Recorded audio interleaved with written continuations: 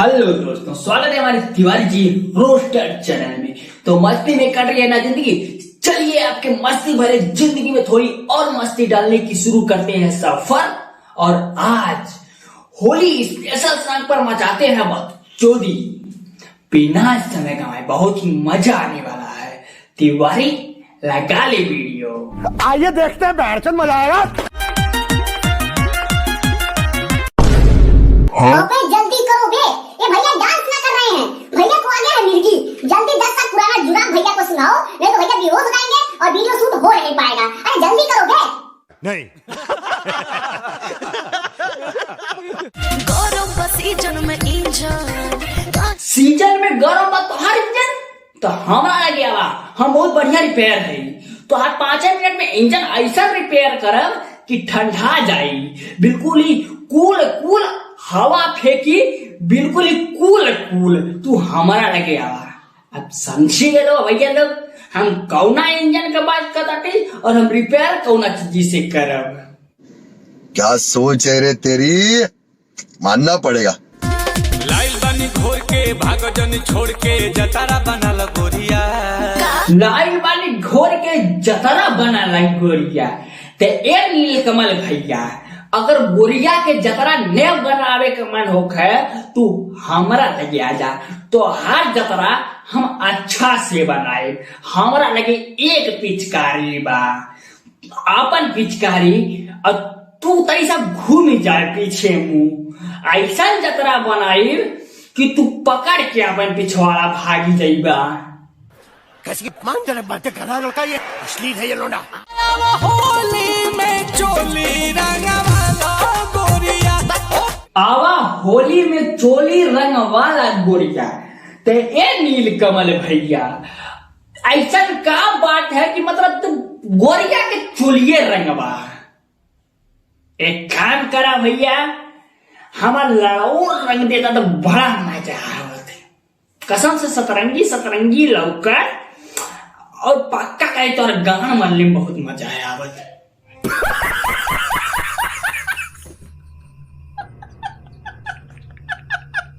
पिचकारिये से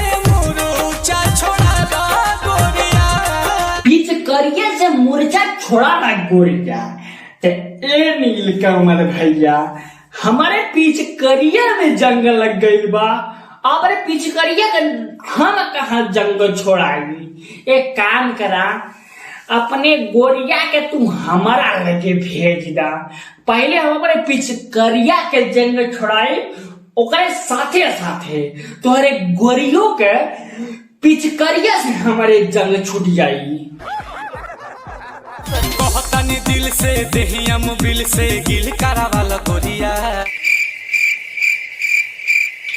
सरवाई गाना का क्लिप हम 10 दाई 50 दाई पता नहीं कितना दाई देख ली, लेकिन हमारा के समझ में नहीं आवता कि बड़ा भैया कहल का चाहता थे कि कहता नहीं दिल से दहिया में बिल के गिल करवाला।